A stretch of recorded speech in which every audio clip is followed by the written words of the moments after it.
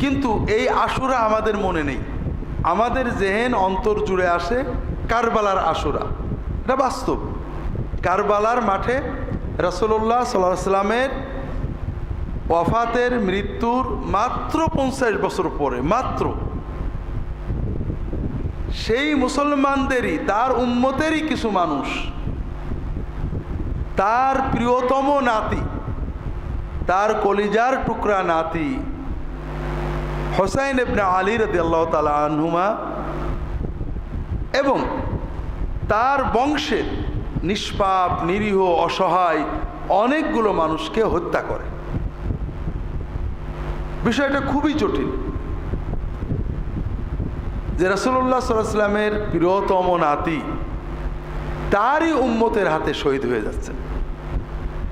এটা কষ্টের ব্যাপার, বেদনার ব্যাপার, এবং এই হত্যাকাণ্ডের ভিতর দিয়ে উম্মতের ভিতরে চিরস্থায়ী বিভক্তি, মারামারি, ফিতনা সৃষ্টি হয়েছে। যদিও কবির কবিতায় বলে ইসলাম জিন্দা হতা হ্যায় কি জানো, হার কারবালা কে বাদ মে, কারবালার পরে ইসলাম জিন্দা হয়। তবে আমার জানা মতে কারবালার পরে ইসলাম জিন্দা হয়নি। কারবালার পরে ইসলাম জিন্দা হয়নি। কারবালার ঘটনা বেদনা, ব্যথা, কষ্ট, দুঃখ, বিভক্তি দিয়েছে।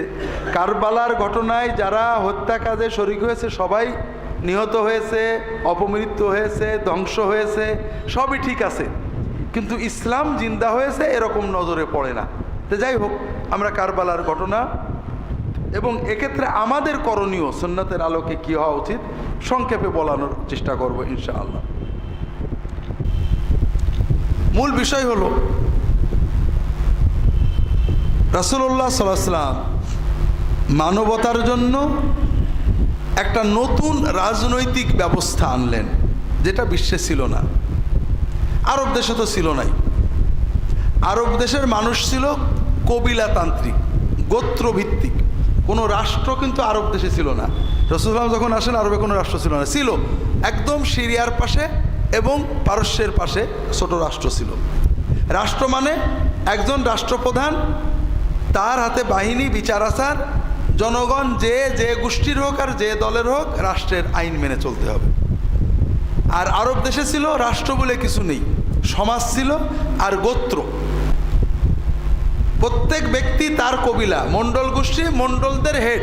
সে বললে অস্ত্র নিয়ে বেরিয়ে যাবে, সে বললে দাঁড়িয়ে যাবে, সে বললে লড়াই করবে। প্রত্যেক গোত্রের মানুষ তাদের গোত্রের প্রধানের নির্দেশে চলতেন। গোত্র হলো রাষ্ট্র। যুদ্ধ হবে, গোত্রের প্রধান বললে হবে এই দলে এই দলে, ওটা উনি বলবেন। ওই সময়ে বিশ্বে রাষ্ট্র ছিল। আরবের বাইরে মিশরে, সিরিয়ায়, পারস্যে, ইউরোপে, ভারতে, চীনে সব জায়গায় রাষ্ট্র ব্যবস্থা ছিল। তবে গোত্র এবং রাষ্ট্রের একটা মিল ছিল। গোত্র ব্যবস্থা রক্তের উপরে ভিত্তি। একজন মারা গেলে তার ভাই অথবা ছেলে গোত্রের প্রধান হলো, একজন মারা গেল তার ভাই, ছেলে, ভাতিজা গোত্রের প্রধান হবে। রক্ত, বংশ এখানে মেন। আবার যে রাষ্ট্র ব্যবস্থা চালু ছিল বিশ্বে, সেটাও ছিল রক্ত বংশতান্ত্রিক। রাজা মরে গেলে রাজার ছেলে, ভাই, বউ কেউ না কেউ রাজা হবে, বাইরের কেউ না। আপনারা শুনেছেন ডেমোক্রেসি বলে একটা শব্দ আছে, আমরা বাংলায় বলি গণতন্ত্র। এটা রাসূলুল্লাহ সাল্লামের আগেই, কয়েকশো বছর আগে গ্রিসে জন্ম নিয়েছিল এবং সেখানেই মারা গিয়েছিল। গণতন্ত্র হলো জনগণের পরামর্শই দেশ চলবে, সরাসরি বা পরোক্ষ। রাসূলুল্লাহ সাল্লাল্লাহু আলাইহি ওয়াসাল্লামের সময়ে সারা বিশ্বে রাষ্ট্র ব্যবস্থাও ছিল বংশতান্ত্রিক, আর আরব দেশের সমাজ ব্যবস্থা ছিল কবিলাতান্ত্রিক। বংশতান্ত্রিক রাষ্ট্র ব্যবস্থায় আরেকটা বিষয় ছিল, রাজা মানে মালিক আর জনগণ হলো প্রজা।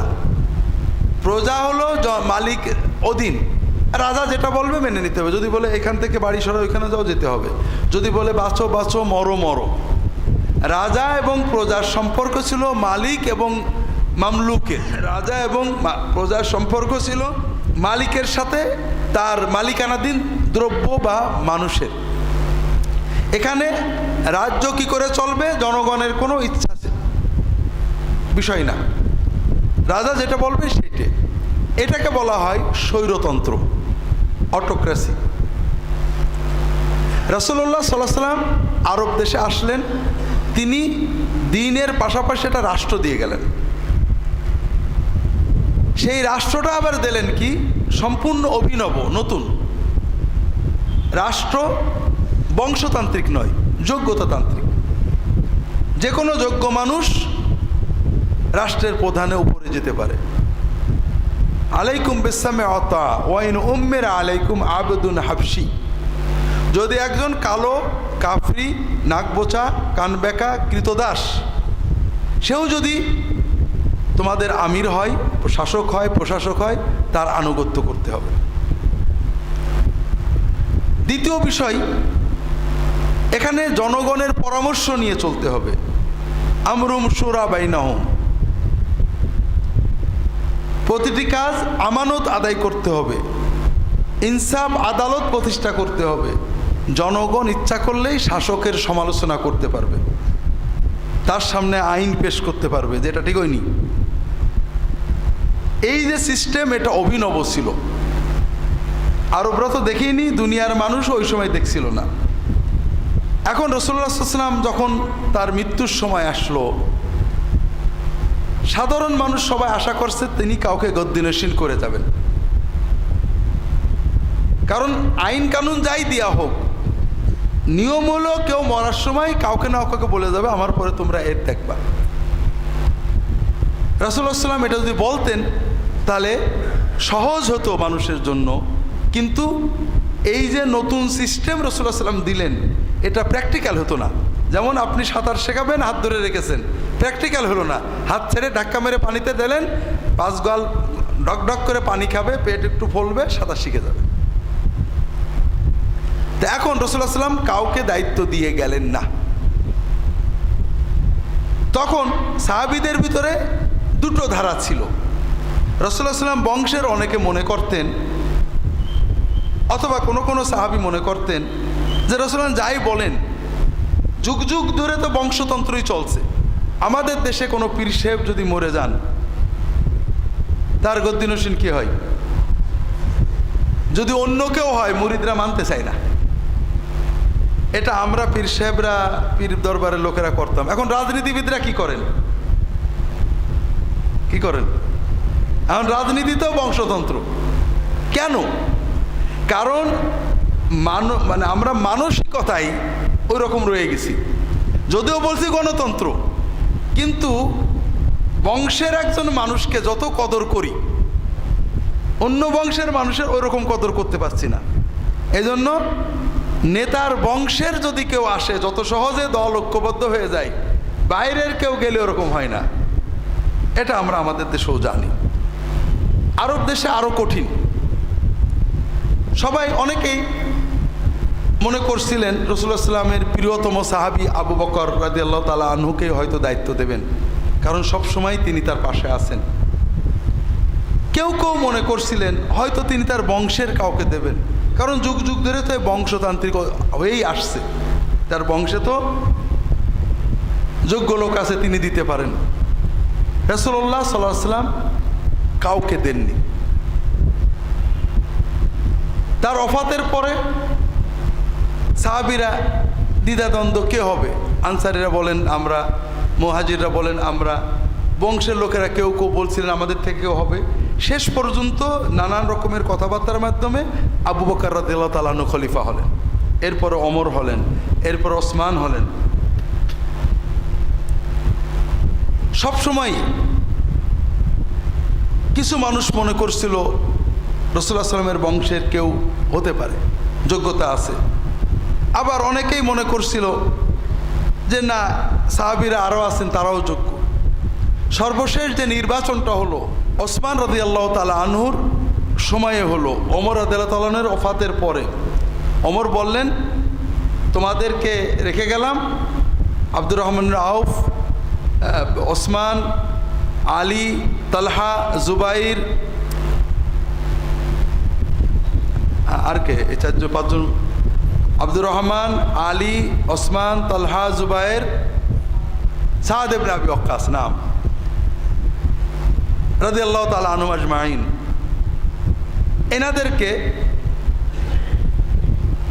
একটা কমিটি করে দিলেন, তোমরা কমিটি পরামর্শ করে তোমাদের ভিতর থেকে একজন হবে। কমিটিতে বসে আব্দুর রহমান ইবনে আউফ বললেন যে আমি হব না, আমি আমার ক্যান্ডিডেসি প্রত্যাহার করলাম। এখন আপনারা বাকিরা যদি চান তাহলে আপনাদের ভিতর থেকে কাকে করব আমি জনগণের সাথে পরামর্শ করে দিতে পারি। তারা বলেন ঠিক আছে, আপনি পরামর্শ করে দেন। 3 দিন 3 রাত তিনি পরামর্শ করলেন। এরপরে মসজিদে নববীতে ফজরের নামাজের পরে তিনি আলী রাদিয়াল্লাহু তাআলা আনহুকে বললেন যে আলী, কিছু মনে করেন না, জনগণের পরামর্শ ওসমানের দিকে যাচ্ছে, এজন্য আমরা আসেন সবাই ওসমানের হাতে বায়াত করি রাষ্ট্রপ্রধান হিসেবে। এরপরে সবাই বায়াত করলেন। এই যে ধারা, জনগণতান্ত্রিক, পরামর্শতান্ত্রিক, কাউকে কেউ খলিফা গদ্দিনশীন করে যাচ্ছে না, এটা একটা অভিনব বিষয় হওয়ার কারণে এটাকে মেনে নিতে উম্মতকে অনেক খাবি খেতে হলো, পানি খাইতে হলো। এটা ঘটলো ওসমান রাদিয়াল্লাহু তাআলার ওফাতের পরে। তিনি শহীদ হলেন, মদিনার লোকেরা আলী রাদিয়াল্লাহু তাআলা খলিফা বানালো। সিরিয়াতে মুআবিয়া বললেন রাদিয়াল্লাহু তাআলা আনহু যে ওসমানের হত্যার বিচার না হলে আমি মেনে নেব না। এই বিচার অবিচার, বিচার বিচার, এটা নিয়ে আলী বললেন সবাই ঐক্যবদ্ধ, এখনও বিদ্রোহীরা সেনাবাহিনীতে রয়েছে, তারা সেনাবাহিনী নিয়ন্ত্রণ করছে, আমরা যদি বিভক্ত থাকি আমি বিচার করতে পারবো না, আসেন ঐক্যবদ্ধ হই, এরপরে আমরা অবশ্যই বিচার করব। এই নিয়ে বিতর্ক হতে হতে যুদ্ধ হলো। আলী রাদিয়াল্লাহু তাআলা শহীদ হয়ে গেলেন এক পর্যায়ে। হাসান রাদিয়াল্লাহু তাআলা আনহুকে কুফার লোকেরা খলিফা বানালো। ওদিকে মুআবিয়া রাদিয়াল্লাহু তাআলা খেলাফতের ঘোষণা দিলেন, 2 দলে যুদ্ধ হবে। হাসান রাদিয়াল্লাহু তাআলা আনহু নিজে বলেন যে না, আমিও আমার নানার উম্মতে যুদ্ধ করাবো না। তিনি মুআবিয়া রাদিয়াল্লাহু তাআলাকে ছেড়ে দিলেন। এই হলো তৎকালীন প্রেক্ষাপট। আমি বিস্তারিত বললে অনেক সময় লাগবে, ওদিকে যাব না, আমাদের শিক্ষাতে আসি। মুআবিয়া রাদিয়াল্লাহু তাআলা আনহু 20 বছর খুব সুন্দরভাবে রাষ্ট্র পরিচালনা করেন।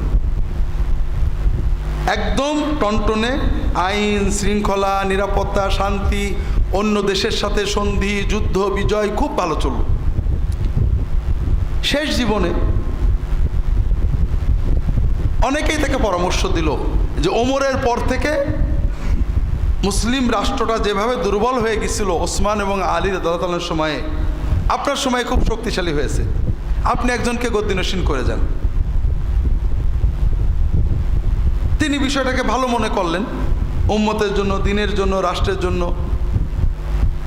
কাকে করা যায়? আপনার ছেলে এজিদকে করেন। আপনারা তো মনে করেন যে এজিদের পক্ষে বোধহয় কেউ ছিল না। আচ্ছা বলেন, আমি হুজুর যদি ভোটে দাঁড়াই, প্রেসিডেন্ট ভোটে, আর আমাদের দেশের কোনো প্রেসিডেন্ট বা প্রধানমন্ত্রী ছেলে দাঁড়ায়, ভোট কে বেশি পাবে? কর। হ্যাঁ, আমরা হয়তো মনে করি তৎকালীন মুসলিম বিশ্বে বোধহয় এজিদের পক্ষে কেউ ছিল না। অধিকাংশ এলাকায় এজিদের পক্ষে ছিল। আরব কবিলাগুলো, বিশেষ করে মক্কা শরীফ, মদিনা শরীফ, কুফা বাদ দিলে অধিকাংশই তাদের কথা হলো এটা খুব ভালো হয়, দেশের আইন শৃঙ্খলা ভালো থাকবে। কিন্তু মক্কা শরীফ, মদিনা শরীফ, পুরনো সাহাবীরা তখনও বেঁচে আছেন অনেকেই, তারা এটা পছন্দ করলেন না, অনেকে রাজিও হলেন না। এই অবস্থায় মুআবিয়া রাদিয়াল্লাহু মারা গেলেন। ইসলামী রাষ্ট্র ব্যবস্থায় আগের সরকার বলে গেলেই রাষ্ট্রপ্রধান হয় না। রাষ্ট্রপ্রধানের মৃত্যুর পরে যখন জনগণ মেনে নেয় তখন সেটা রাষ্ট্রপ্রধান বলে গণ্য হয়। অধিকাংশ জনগণ এজিদের বায়াত করলো। মক্কা শরীফ, মদিনা শরীফের লোকেরা অনেকে এজিদের বায়াত করলো না। কেউ কেউ করলো। কুফার লোকেরা লক্ষ লোকে চিঠি লিখে পাঠালো মদিনায় ইমাম হুসাইন রাদিয়াল্লাহু তাআলা আনহু ছিলেন। চিঠি লিখে পাঠালো, আপনি আসেন, আপনাকে আমরা বাদশাহ বানাবো। মুআবিয়া মারা গিয়েছেন রাদিয়াল্লাহু তাআলা আনহু, এখন খলিফার পদ শূন্য, আপনাকে আমরা খলিফা না, আর কোনো খলিফা মানব না। তিনি মদিনার বন্ধুদের কাছে পরামর্শ চাইলেন, সবাই বললেন যাবেন না। কুফার লোকেরা খুবই দুর্বল প্রকৃতির, মানে আমি বলছি, এটা সাহাবীরা বলেননি, আমাদের বাংলাদেশিদের মতো বিরাট নারায়েত তাকবীর দিয়ে আমার পিছনে আসে লক্ষ লক্ষ, ওই দিক থেকে একবার সাউন্ড এসে দেখবেন কিচ্ছু নেই। আর সিরিয়ার লোকেরা অসম্ভব জেদি, তারা ময়দান ছাড়বে না। কুফার লোকেরা আপনার বাবাকে জ্বালাইছে, তারা তাদের প্রতিজ্ঞা রাখেনি। ভক্তি আছে, মহব্বত আছে, কিন্তু কাজের সময় এলোমেলো হয়ে যায়। আপনি ওদের কাছে যান না, আপনি মদিনায় শান্তিতে থাকেন, রাষ্ট্র আপনার দরকার নেই। লম্বা কথা, এক পর্যায়ে উনি বললেন যে না, আমি ভয়ে বসে থাকবো, সুন্নত কায়েমের জন্য, শরিয়া কায়েমের জন্য, হাত কায়েমের জন্য আমি যাব না। তারা চাচ্ছে, আমি তো চাচ্ছি না। তখন উনি পরিবারের সদস্য নিয়ে মক্কা হয়ে কুফায় রওনা দিলেন। উনি যুদ্ধ করতে যাননি, উনি গিয়েছেন, কুফাবাসী বায়াত করেছে, উনি তাদের দায়িত্ব গ্রহণের জন্য গিয়েছেন। এই জন্য পরিবারের সদস্য নিয়ে গেছেন, কোনো সৈন্য নিয়ে যাননি।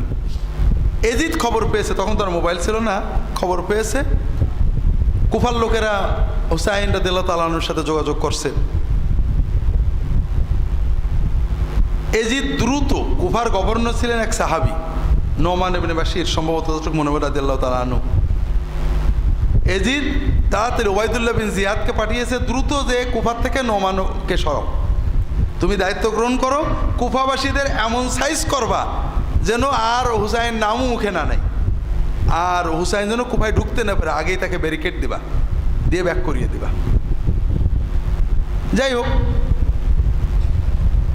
ওবাইদুল্লাহ ইবনে জিয়াদ কুফায় আসার পরে কয়েকদিনের ভিতরে সব সাইজ, কুফাবাসীর আর কোনো জিন্দাবাদ নেই, এখন আর কেউ হুসাইনের পক্ষে নেই। এখন বাহিনী নিয়ে কারবালার প্রান্তরে হুসাইনকে ঘেরাও করলেন ওবাইদুল্লাহ বিন জিয়াদের বাহিনী। হুসাইন রাদিয়াল্লাহু তাআলা বললেন যে আমি তো লড়তে আসিনি রে বাবা, তোমরা ডেকেছো তাই আসছি, তোমরা যদি তোমাদের প্রতিজ্ঞা ভঙ্গ করো তাহলে ছেড়ে দাও, আমি মক্কায় চলে যাচ্ছি, অথবা আমাকে ছেড়ে দাও, আমি বর্ডারে যে জিহাদ করব, অথবা আমি এজিদের কাছে যেতে রাজি আছি, তোমাদের হাতে সারেন্ডার করতে রাজি নেই। তো যাই হোক, ওরা চিন্তা করলো যে হুসাইনকে যদি আমরা না মারি তাহলে তো এজিদ খুশি হবে না। এক পর্যায়ে তারা হুসাইন রাদিয়াল্লাহু তাআলার বংশের নিষ্পাপ শিশু, নিরীহ নারী, পুরুষ সহ অনেক মানুষকে হত্যা করলো, হুসাইন রাদিয়াল্লাহু তাআলাকে হত্যা করলো এবং তার মাথা কেটে নিয়ে এজিদের কাছে পাঠালো। এক্ষেত্রে শুধু আপনাদের বলবো, বিষাদ সিন্ধুতে যে গল্প আছে সবই মিথ্যা। এই যে পিঠের পারে বসলো, এদিকে ছুরি দিল, ওদিকে তোমার জান্নাতে না নিয়ে যাব না, এই সীমার মাথায় নিয়ে যাচ্ছে, ইহুদির বাড়ি, অমুকের বাড়ি, সব মিছে কথা। এগুলো কাল্পনিক উপন্যাস, আমরা সত্য মনে করি। বিস্তারিত ঘটনা এখন বলার সময় নেই। এজিদ ব্যাজ্যত খুশিই হলো, যদিও এজিদ হুসাইনকে হত্যা করার নির্দেশ দিছিল না, তবে যারা হত্যা করেছে তাদের শাস্তি দিইনি, ব্যাজ্যত মনে হয় সে খুশিই হলো যে যাক, দুশ্মনেরটা গেল। একটা সহজ বিষয় শোনেন, এজিদ আমাদের দেশের রাজনীতিবিদদের মতোই খুবই পাকা ইমানদার মুসলমান ছিলেন, নামাজ পড়তেন, রোজা রাখতেন, হজ করতেন। অবশ্য শিয়ারা বলে মদফত খাইতো, এগুলো মনে হয় না, কারণ আমাদের দেশে আমরা ভালো মুসলমান না সেই যুগের লোকেরা ভালো মুসলমান ছিল? কম, হ্যাঁ ঠিক না? আমাদের দেশের একজন সবচেয়ে বড় নাস্তিক মন্ত্রী, সে কি মানুষের সামনে মদ খাবে? মাতালে বাইরে আসবে, ওযু না থাকলেও নামাজের রক্ত পড়ে গেলে, ঠিক না? আপনারা কি মনে করেন সেই দেশের মানুষ এইটুকু বুঝতো না? বিষয় হলো ঠিক আমাদের দেশের রাজনীতিবিদদের মতোই, বা বর্তমান বিশ্বের বা পরবর্তী বিশ্বের, পূর্ববর্তী বিশ্বের বড় বড় রাজনীতিবিদ, খলিফা, আমির, ওমরা, বাদশাহ, শাসক, প্রেসিডেন্ট, প্রধানমন্ত্রীর মতোই পাকা ইমানদার ছিল। নামাজ, রোজা, হুজুরদের সম্মান সবই করত, তবে ক্ষমতার কেউ প্রতিদ্বন্দ্বী হলে খাচ্ছে, কোনো মায়া দয়া নেই। তো এই জন্য ক্ষমতার জন্য এজিদ কয়েকটা কাজ করছিলেন। এক নম্বর হলো হুসাইনের খুন। শুধু হুসাইন নয়, তার বংশের নিরীহ মানুষদের এই যে খুন করা হলো, এটা উনি বিচার করেননি। সবচেয়ে পজিটিভ এটুকু বলা যায়, তিনি হুকুম দেননি, কিন্তু তিনি কোনো বিচার করেননি, দুঃখ প্রকাশ করেননি, শাস্তি দেননি, বরং এরাই তার মূল বাহিনী ছিল। দ্বিতীয়, হুসাইন গেলেন, এরপরে পরের বছরে মদিনার লোকেরা বিদ্রোহ করল, সৈন্য পাঠালো এজিদ। মদিনায় শত শত হাজার গণহত্যা, সাহাবীদেরকে হত্যা করে, সাহাবীদের আওলাদদের হত্যা করে, ধর্ষণ হয়েছে। এজিদের বাহিনী মদিনায় গণহত্যা চালাইছে। এজিদের 2 বছরের 2 কাজ। তৃতীয় বছরে মক্কায় বাহিনী পাঠালো, মক্কায় কাবা ঘরে কামান দেখলো। তৃতীয় কাজ। এই সব কিছু কেন করলো? ক্ষমতায় থাকার জন্য। মজা হলো, চতুর্থ বছরে এজিদ মারা যায়। চতুর্থ বছরে এজিদ মারা যায়। বিষাদ সিন্ধুতে যা আছে মিছে কথা, স্বাভাবিক অসুখ এসে মারা যায়। এর চেয়েও মজা হলো, দুনিয়াতে যত রাজা বাদশাহ মরে গেছে, প্রত্যেকের বংশে 200 বছর রাজা হয়েছে। এজিদের বংশে আজ পর্যন্ত কেউ রাজা হয়নি, আজ পর্যন্ত। এজিদের মৃত্যুর পরে তার ছেলে মুআবিয়া ইবনে এজিদ ইবনে মুআবিয়া রাজত্ব নিয়েছিলেন। বলা হয় খুব ভালো মানুষ ছিলেন। ওই উমাইয়ারা ওকে মেরে ফেলে। এরপর থেকে আজ পর্যন্ত এজিদের বংশের কেউ রাজা হয়নি। অন্যান্য অনেক বংশের হয়েছে, শয়তানের বংশ, ভালো মানুষের বংশ। তাহলে এখানে বড় শিক্ষা আমরা দেখছি যে যে ক্ষমতার জন্য আমরা এত কিছু করলাম, সেই ক্ষমতা না এজিদ নিজে ভোগ করলো, না তার বংশের কেউ ভোগ করতে পারলো। এর ভিতরে আমাদের অনেক শিক্ষা আছে ভাইরা। আল্লাহর এই বিচার কিন্তু চিরন্তন। আপনি মানুষের উপরে জুলুম করছেন, জমি কেড়ে নিচ্ছেন, মিথ্যা সাক্ষী দিচ্ছেন, খুন করছেন, হয়তোবা সমাজের মাতবরির জন্য, অথবা কিছু জমি জমা টাকা পয়সার জন্য, অথবা রাজনৈতিক ক্ষমতার জন্য। কিন্তু আপনি কি করছেন? আপনি কয়দিন এই ক্ষমতা ভোগ করবেন? হতে পারে আপনার পরে আপনার বংশের কেউই আর এই ক্ষমতা ভোগ করবে না, এই জমিতেও আর তারা থাকতে পারবে না। এরকম আমাদের চোখের সামনে আশেপাশে তাকালে দেখবেন, একজন লোক বিশাল বড় লোক ছিল, দ্বিতীয় পুরুষে, তৃতীয় না, জমি তো জমি, গোরস্থান পর্যন্ত বেছে ফেলেছে, বাপের কবর পর্যন্ত বেছে ফেলেছে। তো কাজেই আমরা যারা আল্লাহর দিনের বাইরে মানুষের উপরে জুলুম করে টাকা বলেন, সমক্ষমতা বলেন, শক্তি বলেন, সম্পদ বলেন জোগাড় করতে চাই, তাদের বুঝতে হবে যে সব কিছু আপনার প্ল্যানে হবে না। এজিদ বিশ্বের সবচেয়ে ক্ষমতাধর বংশের, তার পিতা মুআবিয়া রাদিয়াল্লাহু তাআলা 20 বছর একেবারে শক্তির সাথে শাসন করেছেন। তারই ছেলে, সে 4টে বছরও বাঁচতে পারল না, মরে গেল। এই যে মানুষ মেরে ক্ষমতায় থাকলো, এই ক্ষমতা সে ভোগ করতে পারল না। হোসাইন রাদিয়াল্লাহু তাআলার পরিবার, মদিনার সাহাবীদের পরিবার মক্কায় কামান দেখলো, এত কিছু করলো, কিছু না, একটা গোল যে ক্ষমতাটা সুসংহত করবে, কিন্তু হলো না। আরো মজার ব্যাপার, যেটা সাধারণত ঘটে না, তার বংশের কেউ আর ক্ষমতায় থাকতে পারল না, পারলই না। দ্বিতীয় বিষয় হলো ইমাম হুসাইনের শাহাদত। ইমাম হুসাইন যখন মক্কা থেকে চলে আসবেন, মদিনা থেকে মক্কা, মক্কা থেকে কুফা যাবেন, তখন 2-1 প্রবীণ সাহাবী বলছিলেন যে দেখেন, আপনার নানা হলেন আখেরাতের বাদশাহ, দুনিয়ার বাদশাহী আপনাদের জন্য পোষাবে না, কাজে ওদের দিকে যেতে না। দুনিয়ার বাদশাহী তারা চাননি, তারা দিনের জন্যই গেছিলেন। তবে আমাদের বুঝতে হবে, দুনিয়ার সাময়িক পরাজয় কিন্তু পরাজয় না। ইমাম হুসেন মারা গিয়েছেন, নির্মমভাবে শহীদ করা হয়েছে, কিন্তু বীরের মতো লড়ে মরেছেন। তিনি মৃত্যুকে ভয় পাননি।